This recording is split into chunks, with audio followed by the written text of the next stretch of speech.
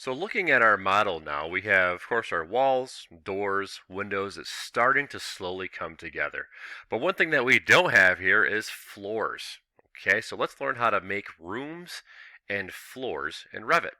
So again, I'm going to go back up to first floor. And we have our layout of our room here. And before I do that, I just want to touch back on dimensions. So if we can change the dimensions of our walls and the layouts of our interior walls the same way we did with our exterior walls. So before I didn't dimension any of these interior walls too much. But again, if we wanted to, we can select on this wall here and say, okay, it's 11 feet from the center line here to the center line here. We could change those dimensions. We'll call it just 12 feet just to say we did. Or we can take our walls, we can drag them back. And we're going to have a lot more practice in future videos of doing some more dimensioning. But just know that if things aren't lining up or things aren't looking the way that you want them, you can always click on a wall and drag it or change your dimensions. Okay?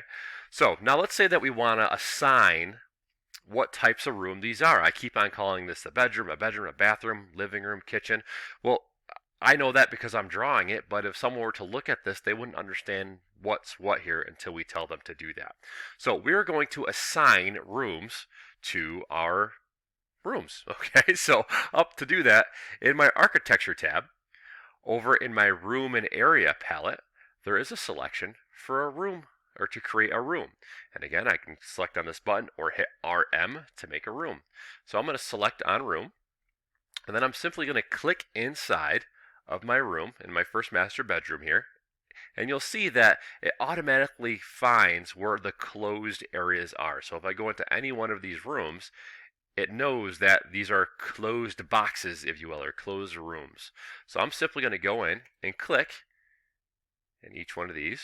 I'll just do these first three just to show you. All right, and they all say room. So room 1, room 2, room 3, and it also gives us our square footage. Now this is really handy because what we just did is we started creating schedules. So for example, when we make our final presentation or our final printout, we could actually make schedules that say, okay, room 1 is 98 square feet. It has 2 windows, and we could tag those windows. We could put a lot of intelligence in here. So this is really the beginning aspect of having a nice final product. So I don't want to call this room 1. I want to call this master bedroom. Let's put master bed. And this I want to call this, let's call it bed 1. And we'll call this bathroom, or just bath. Now for this example, we have an open floor plan, meaning I want my kitchen to be on the right-hand side. I want a little hallway here, and I want this to be my living room. Okay, but if I were to go back up to my room command and click inside of here, it makes it one large room. I don't want that. Even though it's a full size or an open floor plan, I want to differentiate between where the kitchen is and where the living room is. Now to do that, I'm going to hit escape on my keyboard, and I'm going to go over here to room separator. Okay, and I'm going to click on room separator, and what that's going to allow me to do is that's going to allow me to draw boundary lines of where my different areas are going to start and stop. So you'll see here that I obviously want my kitchen to stop where this line is. Right, so to do this, I'm actually going to align these two lines. So to do that, I'm going to type AL for align. And I don't want it to align to the center line of my wall. I want it to align to the edge of my wall. Now, to do that, you'll see I don't have my little handy grips anymore that I used like I had on my dimensions. But I'm going to hit the Tab key on my keyboard. It allows me to select to the outside of my wall. So I'll click there. Then I'll click on my divider.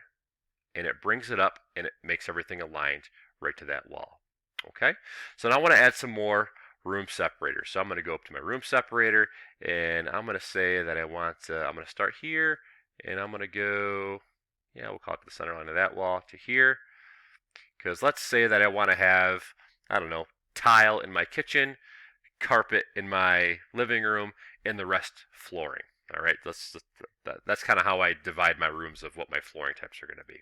So now if I go back into room,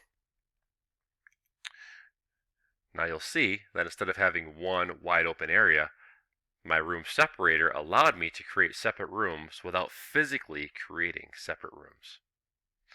All right, so I'm going to go ahead and name these. I'm going to call this the hall. I'm going to call this room the kitchen. I'm just double clicking on that room text to change it. And we'll call this living. Okay, so now we're starting to define our areas. Now, moments ago, I just said that I wanted to have different flooring types. So let's go ahead and put down a different type of flooring. So to do that, I'm going to go up again in my architecture tab under my build palette, and here we have flooring. All right.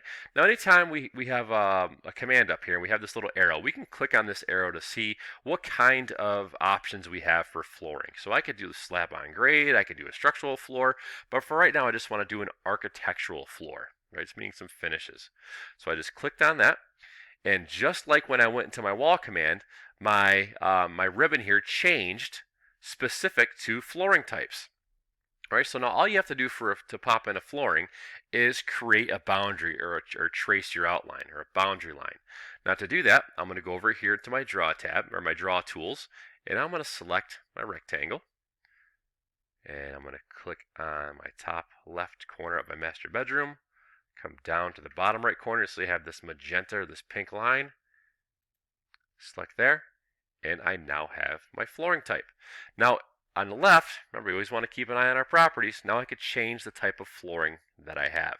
So I'm going to go to, I don't know, let's go with a wood finish, joist with a wood finish. We'll click on that. And let's do the same thing for our bed. I'm still in my same wall command because it's the same type of floor. And let's make the hall wood too. Now, I can't just create a rectangle in my hall because my hall is not a rectangle, right? I'm going to use my line tool. And instead of drawing a rectangle, I'm just going to trace my walls and my room separators to make that a closed entity. There we go. And then to get out of this, to confirm it, I'm going to click on my green check mark here, and you'll see that I have wood grain, or what is going to be wood grain. Okay. So now in the bathroom, let's put some tile in the bathroom and in the kitchen. So again, I'm going to go up to floor, and I'm going to change my floor to a ceramic tile. And since these are rectangles, I'm going to use my rectangle tool to outline them. Rectangle there, and I'll put a rectangle here. I'm going to confirm it with the green check mark.